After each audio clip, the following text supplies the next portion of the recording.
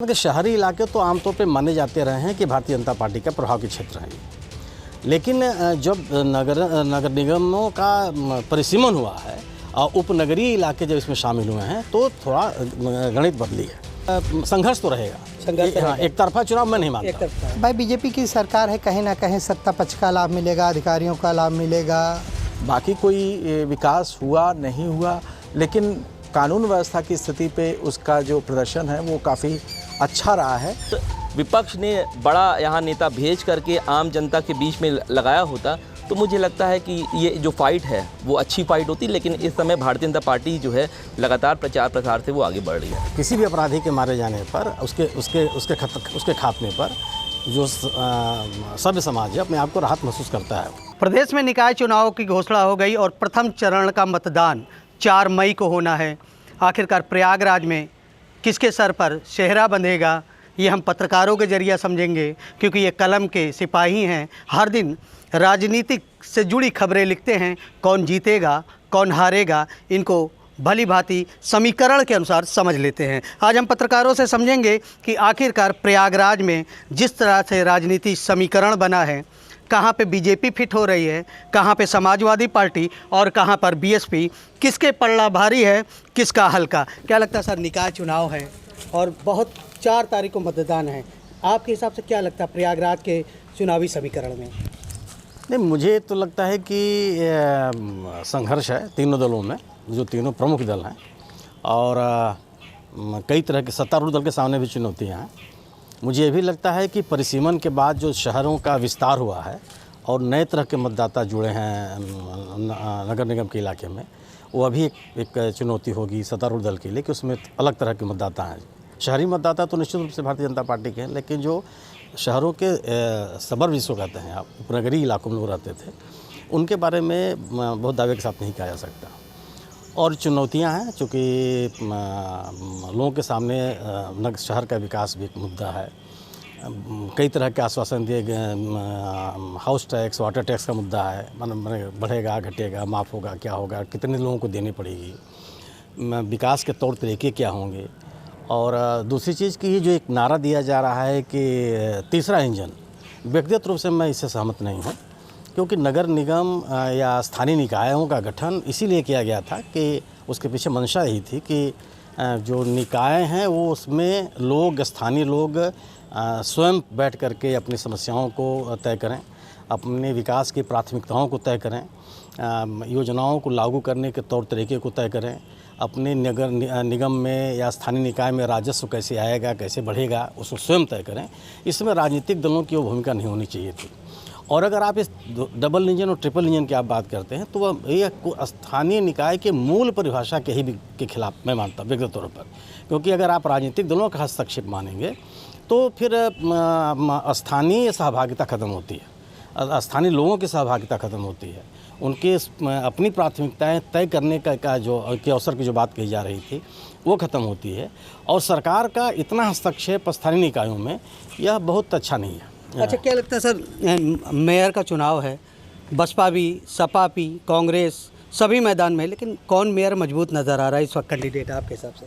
अभी देखिए, तो ये ज्योतिषियों वाला सवाल पूछ रहे हैं आप, मैं ज्योतिषी हूँ नहीं। समीकरण के अनुसार की बात नहीं, मैंने कहा कि शहरी इलाके तो आमतौर पे माने जाते रहे हैं कि भारतीय जनता पार्टी का प्रभाव के क्षेत्र हैं, लेकिन जब नगर निगमों का परिसीमन हुआ है और उपनगरीय इलाके जब इसमें शामिल हुए हैं तो थोड़ा गणित बदली है। और जातीय समीकरण भी हैं, सामाजिक समीकरण भी हैं, और सरकार की सफलताएं विफलताएं भी लोगों के सामने हैं, लोगों के द्वारा दिए जा रहे आश्वासन भी लोगों के सामने हैं। यह कहना मुश्किल है कि कौन जीतेगा कौन हारेगा, लेकिन ये ज़रूर है कि तीनों मैं कांग्रेस के बारे में तो नहीं कर सकता, मैंने कभी देखा नहीं, लेकिन बाकी भारतीय जनता पार्टी हो, समाजवादी पार्टी हो, बहुजन समाज पार्टी हो, इनके जुलूस विभिन्न इलाकों में मैं घूमते हुए देखे हैं। और मैं आपसे ये कह सकता हूँ कि कौन सा जुलूस बहुत ज़बरदस्त है यह मतलब कहना मुश्किल है।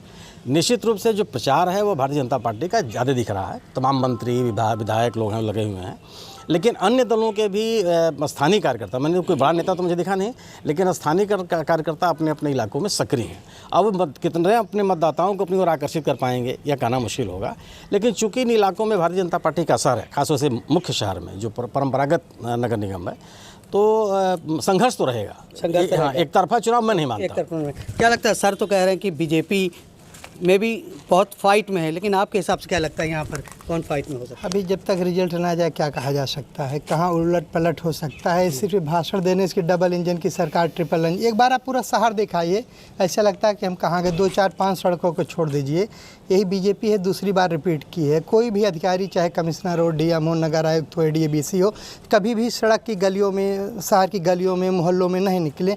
आज जो बदतर स्थिति है मोहल्लों की, कह नहीं सकता। ऐसा लगता है कि सदियों पूर्व यहाँ पर विकास हुआ था। है? मतलब लगता है कि क्या लगता है चुनावी समीकरण में अगर देखेंगे सर, तो क्या लगता है किसका पल्ला ज़्यादा भारी रहता है, कौन जीत के कगार पे पहुंच सकता है? भाई बीजेपी की सरकार है, कहीं ना कहीं सत्ता पक्ष का लाभ मिलेगा, अधिकारियों का लाभ मिलेगा, और जो हवा चलती है KBM का लाभ मिलेगा, हर तरह का लाभ जो है सत्ता पक्ष को मिलेगा। मतलब बीजेपी को पक्ष नज़र आ रहा। क्या लगता है सर, दोनों लोग ने कहा बीजेपी बहुत मजबूत स्थिति में है, मे बी फाइट बीजेपी ही है, आपके हिसाब से क्या है सर? देखिए, जो आम जनमानस होता है उसको सबसे ज़्यादा, चूँकि नगर निगम के चुनाव को माना जाता है कि विकास हुआ कि नहीं हुआ, सड़कें बनी कि नहीं, नालियाँ ठीक हुई कि नहीं, ये सब बातें नगर निगम के चुनाव में होती है। लेकिन ओवरऑल जो जनता होती है वो ये देखती है कि वर्तमान प्रदेश में सरकार का कार्य कैसा है। निसंदेह जो योगी सरकार है उसने कानून व्यवस्था के मामले में बहुत बेहतरीन प्रदर्शन किया है। कानून व्यवस्था में अपराध और अपराधियों के खिलाफ जीरो टॉलरेंस की जो उनकी नीति रही है वो दिखाई पड़ रही है। और आम जनमानस को सबसे ज़्यादा अगर किसी चीज़ की ज़रूरत होती है, अगर वो अपने घर से निकलता है, तो सुरक्षा होती है। तो इस मामले में भारतीय जनता पार्टी ने, बाकी कोई विकास हुआ नहीं हुआ, लेकिन कानून व्यवस्था की स्थिति पे उसका जो प्रदर्शन है वो काफ़ी अच्छा रहा है। लिहाजा जो मुझे लगता है, कहीं ना कहीं एक तो सत्ता में बीजेपी है, दूसरी चीज़ मुख्यमंत्री का जो कार्य है वो काफ़ी बेहतर है। तो भारतीय जनता पार्टी के जो यहाँ पे जो भी प्रत्याशी हैं, चाहे वो सभासद के हों या अध्यक्ष के हों, वो इस मुद्दे को सबसे ज़्यादा भुनाएंगे, इस मुद्दे को सबसे ज़्यादा प्रचारित करेंगे। और शायद ये हो भी रहा है।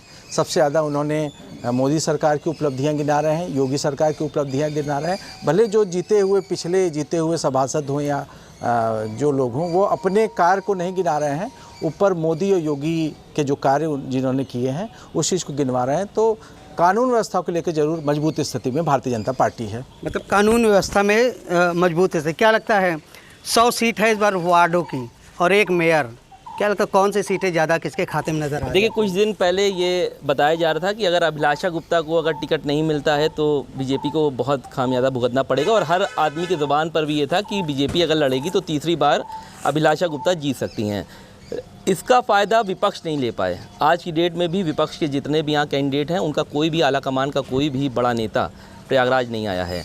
जबकि भारतीय जनता पार्टी के जितने भी बड़े नेता हैं, चाहे हम दोनों डिप्टी सीएम की बात करें या सीएम की बात करें, वो लगातार प्रदेश के अलग अलग ज़िलों में जा रहे हैं जहां पहले चरण का मतदान होना है, लोगों के बीच जा रहे हैं। लेकिन अगर हम प्रयागराज की बात करते हैं तो चाहे कोई भी राजनीतिक दल का हो, बहुत बड़े नेता यहां नहीं आए हैं। प्रचार को लेकर के विपक्ष की अगर बात करें तो कमज़ोर नज़र आ रहा है। आम जनता के बीच में भारतीय जनता पार्टी पूरी तरीके से, यहाँ नंद गोपाल गुप्ता नंदी की बात करेंगे तो बीच में उन्होंने थोड़ी नाराज़गी जताई थी, लेकिन उसके बावजूद भी वो अब आम जनता के बीच में जा रहे हैं। अगर बात केशव प्रसाद मौर्य की करें तो लगातार केशव प्रसाद मौर्य यहाँ पर रहते हैं, बीच में वो कहीं जाते हैं फिर यहाँ पर रहते हैं। मुख्यमंत्री योगी आदित्यनाथ भी यहाँ पर आ रहे हैं। तो अखिलेश यादव की तरफ से जो कैंडिडेट यहाँ पर खड़े हुए हैं उनका भी ये मानना है, दबे शब्दों में मानना है कि बड़े जो नेता हैं वो यहाँ पर नहीं आए हैं और बीच में भी नहीं आए हैं। तो इसका असर भी जनता आपस में बात करती है कि विपक्ष का काम किया है। तो विपक्ष एक तरीके से सरेंडर है। मेरे हिसाब से जो मेरा आकलन है, जो मैंने कवरेज करी है, उसमें यही लग रहा है कि कांटे की टक्कर तो नहीं होगी। कहीं ना कहीं भारतीय जनता पार्टी को एक सपोर्ट मिल रहा है। और विपक्षी की अगर बात करें तो उनके पास एक बड़ा मौका था। अभिलाषा गुप्ता नंदी नहीं चुनाव लड़ रही थी, एक स्पेस था। गणेश केसरवानी एक नया चेहरा थे, हालांकि वो यहाँ के जिलाध्यक्ष ज़रूर हैं, लेकिन उसके बावजूद भी अगर विपक्ष ने बड़ा यहाँ नेता भेज करके आम जनता के बीच में लगाया होता तो मुझे लगता है कि ये जो फाइट है वो अच्छी फाइट होती। लेकिन इस समय भारतीय जनता पार्टी जो है लगातार प्रचार प्रसार से वो आगे बढ़ रही है। सर, आपने तो बहुत देखा है, काफ़ी राजनीतिक खबरें भी लिखी, लेकिन एक चीज़ देखें, इस बार जो प्रत्याशी घोषित किए गए बड़ा जाति समीकरण का ख्याल रखा गया है। क्या लगता है किसी पार्टी को इस बात का फ़ायदा मिलेगा? जी, इस बात से जो है जाति समीकरण से बिल्कुल फ़ायदा मिलेगा और फ़ायदा मिल रहा है। स्थिति यह है मैं अपनी ओपिनियन बतला रहा हूँ कि जिस प्रत्याशी का वोट हर जगह रहता, कहीं 100 रहा, कहीं 50 रहा, कहीं 25 रहा, कहीं 5 रहा, वही लास्ट में जाके विजय सफलता प्राप्त करता है। इसमें दो राय नहीं है कि भाजपा का वोट हर जगह है। दूसरी बात है, स्थानीय मुद्दा रहता है, जैसे ग्राम प्रधानी का चुनाव होता है, स्थानीय मुद्दा होता है, उसी तरह से नगर निगम का है। इन जो प्रत्याशी अन्य पार्टियों ने दिया है, उनका स्थानीय जनता से और जनता के बीच कभी आना जाना नहीं रहा। वो अपने कुछ हो गए, वो अपने ही में मस्त रहे। एक प्रत्याशी है, चाहे वह केंद्र सरकार चाहे राज्य सरकार को लेकर के, उनके कार्यों को लेकर के जनता के बीच, लोगों के बीच जाता रहा है। इसका लाभ मिल रहा है। अच्छा सर, एक इस बार बहुत बड़ा कांड हुआ प्रयागराज में और 2 भाइयों का हत्या कर दी गई। क्या लगता है इस बार चुनाव में वो फैक्टर भी काम करेगा? बिल्कुल करेगा। अगर आपके शहर में कोई इस तरह की घटना होती है, कोई बड़ा अपराधी मार दिया जाता है, उसकी हत्या हो जाती है, तो हर आदमी इस पर राहत महसूस करता है। ये अलग बात है सवाल, लेकिन लोग सवाल पैदा करते हैं कि कितना विधि संगत था, कानून संगत है, नहीं था। लेकिन किसी भी अपराधी के मारे जाने पर उसके खात्मे पर जो सभ्य समाज है अपने आप को राहत महसूस करता है, इसका लाभ बिल्कुल मिलेगा। लेकिन नगर निगम के चुनाव कानून व्यवस्था के लिए नहीं होते हैं। नगर मेयर है, वह कानून व्यवस्था के लिए नहीं बनाया जाता, वह नगरीय विकास के लिए बनाया जाता है। नागरिक सुविधाओं के लिए उसका आप नगर निगम का गठन करते हैं। नागरिक राहतों के लिए आप लोगों का नगर निगम का गठन करते हैं, स्थानीय निकाय। इसमें आप इसको सरकार से जोड़ दें, सरकार के काम काज से जोड़ दें। सरकार इसका बड़ा बेनिफिट ले रही, बार ये तो होगा ही बेनिफिट ले। मैंने इससे कोई इनकार थोड़ा कर सकता है कि, लेकिन अगर ये चुनाव एक तरफा ही है तो भारतीय जनता पार्टी सरकार के इतने मंत्रियों को एकदम लगातार लगे रहने की क्या जरूरत है? अगर इस देश इस प्रदेश की जनता और जिले की जनता इतनी आह्लादित है सरकार के कामकाज से, तो बड़े बड़े नेताओं को मीटिंग करने की आवश्यकता है? तब तो लोग सड़क पर निकल के आपसे कहते हैं कि मैं आपको वोट दे रहा हूँ। माने आपको अपनी बात, अगर मतलब उन बातों को हाईलाइट करने की आवश्यकता पड़े जिससे नगर निगम से कोई मतलब नहीं है। आपको नगर निगम में आपको ये बताना हो कि अगर आपने स्मार्ट सिटी की बात की थी, तो स्मार्ट सिटी का लक्ष्य को कितना आपने हासिल कर लिया। आपको ये बताना पड़ेगा कि जो राजस्व इस नगर निगम को मिलता था वो घटा, बढ़ा, कम हुआ, ज़्यादा हुआ, लोगों के कर की देयता बढ़ी, आपने उनको कोई राहत दी, नगरीय सुविधाएं कितनी बढ़ गईं, पुराने जो इलाके थे उन इलाकों की क्या स्थिति है, जो नए इलाके नगर निगम में शामिल किए गए उनके विकास के लिए क्या प्रयास किए गए, वो कहाँ तक हासिल हो पाए। प्रश्न इस बात का है ना। तो लेकिन निश्चित रूप से भारतीय जनता पार्टी एक मजबूत पार्टी है, इसमें कोई भाषा नहीं है। उसका संगठन मजबूत है, उसके स्थानीय विधायक सांसद उनके साथ हैं। तो अगर आपका कोई किसी दल का संगठन मजबूत है तो उसका लाभ तो मिलेगा ही मिलेगा। इसे कैसे इनकार कर सकते हैं? अच्छा, रोज़मर्रा की समस्याओं का ये चुनाव है, नाली, खड़ंजा, सफाई और रोज़मर्रा, लेकिन उस मामले में क्या बीजेपी भी कहीं फिट नज़र आ रही है इस बार चुनाव में? भाई सरकार है, सत्ता है, अधिकारी हैं, उसके सब जगह फिट है। अब ये देखना है कि कितना सक्सेस होते हैं। जहाँ तक रोज़मर्रा की समस्याओं की बात किया, नाला नाली सीवर सबसे बदतर स्थिति है। कुंभ में जो सड़कें बनी, 2-4 नाले, बड़े बड़े नाले थे, उसको नाली बना दिया ठेकेदारों ने। स्मार्ट सिटी का 1800 करोड़ रुपए आया है। नगर निगम, एडीए और अफसर एकदम लूट, या इसको कहा जाए सीधे डकैती कर रहे हैं। ना सड़कें बन रही, ना बिजली पानी कोई बेहतर व्यवस्था हो रही है। जो बड़े बड़े नाले थे उनको नाली बना दिया गया। किसी भी मोहल्ले में आप घुस जाइए, वहाँ की बदतर स्थिति आप देख सकते हैं। सबसे बड़ी कागजों में स्मार्ट सिटी, सबसे बड़ी बात है गवर्नमेंट का अफसरों पे कोई कंट्रोल नहीं है। इससे बेहतर भाई डकैती करनी तो आप चंबल के डाकुओं को ला बैठा दीजिए या टेंडर दे दिए डाकुओं को। माने कोई कंट्रोल कहीं देखने सुनने वाला नहीं। मैं जिस मोहल्ले में रहता हूँ, बाघम्बरी गद्दी के सामने महाराज नरेंद्र गिरी जब आत्महत्या का मामला सामने आता है और होता है कि कल सीएम आएंगे तो रातों रात सड़क बनती है। क्यों बनाते हैं अफसर? इसलिए डर है कहीं सस्पेंड कर दिए कोई कार्रवाई। उसके बाद समझिए अभी भी मोहल्ले खुदे पड़े हैं 8-8 साल 10-10 साल से, कोई देखने वाला अफसर। माने इतने निकम्मे अफसर हैं, ना तो पब्लिक की सुनते हैं ना तो नेताओं की सुनते हैं। फिर भी लोग बीजेपी के पक्ष में क्यों हैं? भाई सरकार है, सत्ता है और कुछ न कुछ उसका समीकरण भी अपना होता है। लेकिन देखिए पिछली बार के नगर निकाय चुनाव की बात करें तो 12-13 पार्षद ही जीते थे भाजपा के। उसके बाद तोड़ मोड़ के जो राजनीति होती है करके उन्होंने 40, 45, 50 बनाए। अब सीधे संगठन चुनाव की बात कर रहे हैं आप, महाराष्ट्र के देखिए हारे, मध्य प्रदेश की, छत्तीसगढ़ एक तरफ से। भाई एक जगह फ़ायदा हो रहा है तो एक जगह बहुत ज़्यादा नुकसान है। वार्ड के चुनाव में भी इस बार इनको समझिए कम से कम सीटें मिलेगी, 10-15 बहुत होगा, 18 सीटें। जिस तरह आपके से हिसाब से अगर बीजेपी को नंबर देना पड़े प्रयागराज में, पार्टियों के नंबरिंग के हिसाब से आप क्या कितना नंबर देंगे सर? कितने नंबर में कितना नंबर देना है ये बताएं आप पहले। पहला नंबर मैंने पहला नंबर कहाँ दे रहे हैं हम, कितने नंबर में आप पूछे? कितने नंबर देंगे? 10 मानिए 10 में है तो 7-8 देंगे। कानून व्यवस्था की बात अभी भाई साहब ने कहा, कानून व्यवस्था हम लोग भी दे रहे हैं। पुलिस कस्टडी में हत्या होती है, ठीक है, पुलिस इनकाउंटर करे या जो भी, पुलिस कस्टडी में हत्या हो रही है 2 बड़े अपराधियों की, किस तरह से ले जाया गया।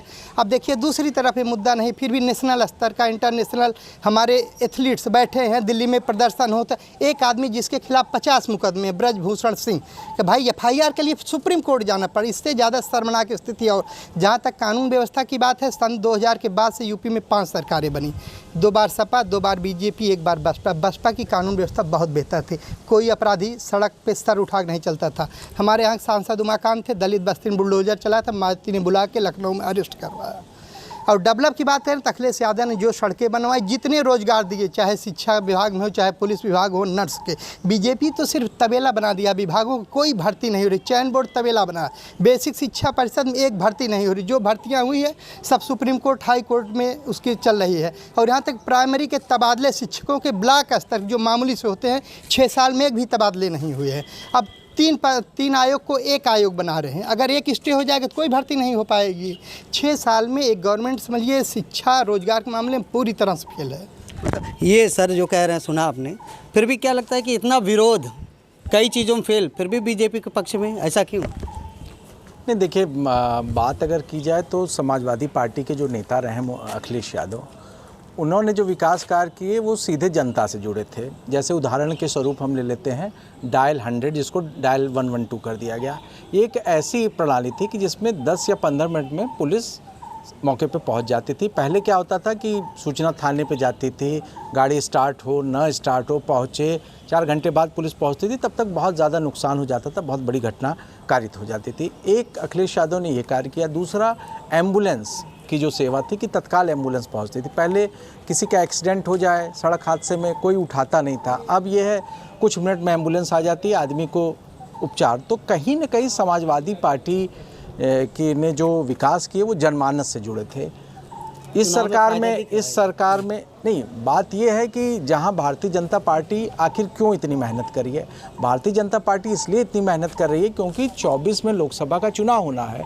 अगर उसका प्रदर्शन इसमें अच्छा दिखाई पड़ेगा तो इस बात को प्रचारित करेगी कि हमारे जो विकास के कार्य हैं या जो हमारा बुलडोजर मॉडल है, क्राइम और क्रिमिनल के खिलाफ जो कार्रवाई है, इसको जनता पसंद कर रही है। तो सिर्फ ये नगर निगम का चुनाव नहीं है, ये 24 के पहले का एक रिहर्सल है जिसको बहुत बड़े पैमाने पर प्रचारित किया जाएगा। जैसे सरकार प्रचारित करती है कि माफिया खत्म हो गया, माफिया मिट्टी में मिल गया, तो इस चुनाव को 24 के चुनाव के रिहर्सल के तौर पे देख सकते हैं कि इसको अगर बीजेपी को सफलता मिलती है तो इस चुनाव का इतना बड़ा प्रचार प्रसार होगा कि देखिए जहां पर 80 से ज़्यादा सीटें हैं वहां पे जनता ने हमको कैसे चुना। तो सिर्फ ये स्थानीय सड़क नाली इसका चुनाव नहीं है, ये 24 के पहले सरकार किस तरह से इसको प्रचारित करेगी और विपक्ष को डैमेज करेगी। लेकिन अगर समाजवादी पार्टी इसमें अच्छा प्रदर्शन करती है तो समाजवादी पार्टी इस बात को प्रचारित करेगी कि भारतीय जनता पार्टी को नकार दिया गया है, उसके बुलडोजर मॉडल को नकार दिया गया है, उसके कार्य से जनता खुश नहीं है। तो सिर्फ इसका अगर दूर तक संदेश देखेंगे तो ये इसका वाकई में संदेश है। ये थे हमारे साथ सारे सीनियर जर्नलिस्ट। इनका ये साफ कहना है, भले ही बीजेपी में लाख बुराइयाँ हो लेकिन कई मामलों में फ़ायदे बीजेपी को सीधे तौर पे नज़र आ रहा है। और मेयर सीट का जो दावेदारी है वो बीजेपी का है और संभवतः बीजेपी इस सीट पे जीत दर्ज कर सकती है। साथ ही जो 100 वार्ड है उन 100 वार्डों में भी अधिकतर सीटों पर बीजेपी के ही कब्ज़ा हो सकता है। आनंद राज, यूपी तक, प्रयागराज।